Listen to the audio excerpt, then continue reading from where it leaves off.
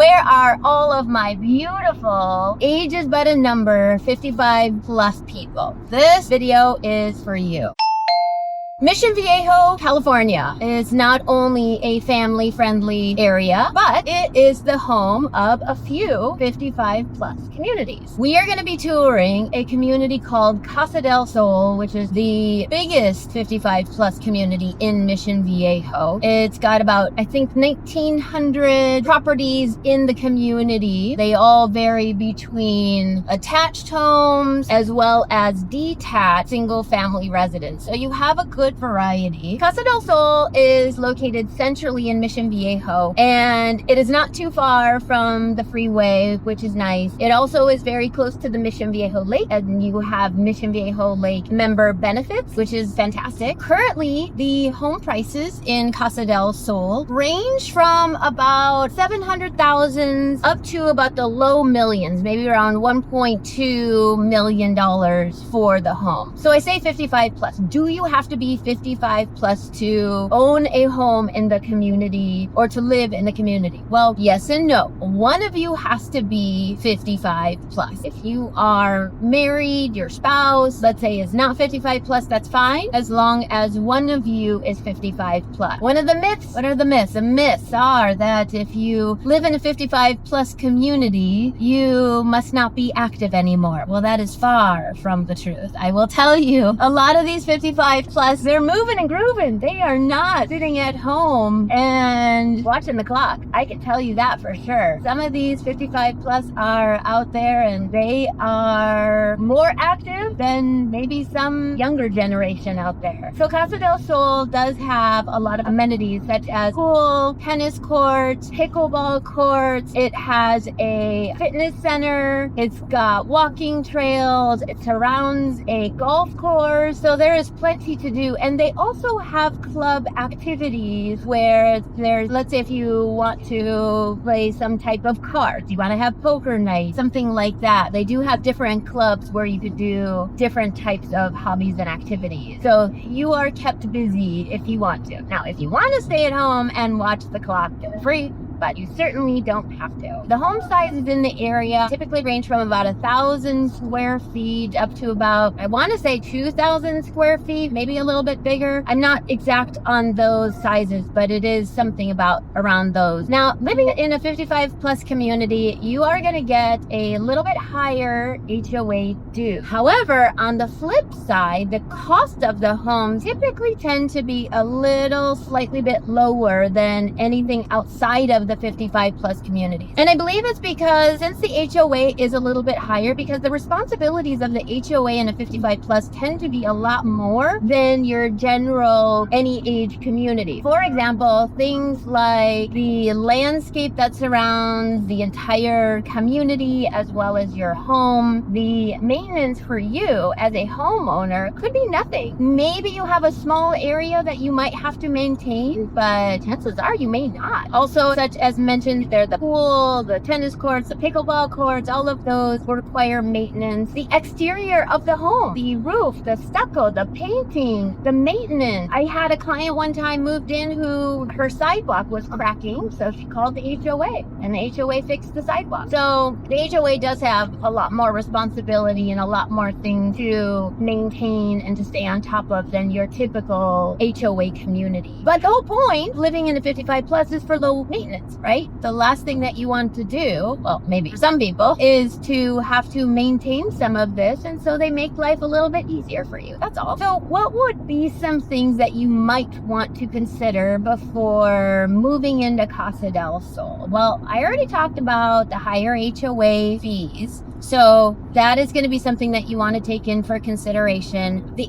HOA does tend to be a little bit more strict. One of the biggest things that I hear with Casta del Sol is there is absolutely no overnight street parking. In fact, it's very, very short-term parking on the street. You do have specific requirements as to where you can park, and they like the streets very clean, and they like nice curb appeal. So you are one that has multiple cars or multiple guests come over and they park on the street. That is something that you might want to consider before moving into Casta del Sol. All right, well, we are nearing our our destination pretty soon. So can't wait to take a look at these homes we are viewing today. The homes that we are viewing in Casta del Sol range in price. This one isn't based on what can you get at a certain price. This one is based on what does the entry level get you, what is somewhere in the middle price point get you, and what is one of the more expensive homes also get you. This will give you a good perspective on what you could get at different price points within Casta del Sol. So let's go take a look.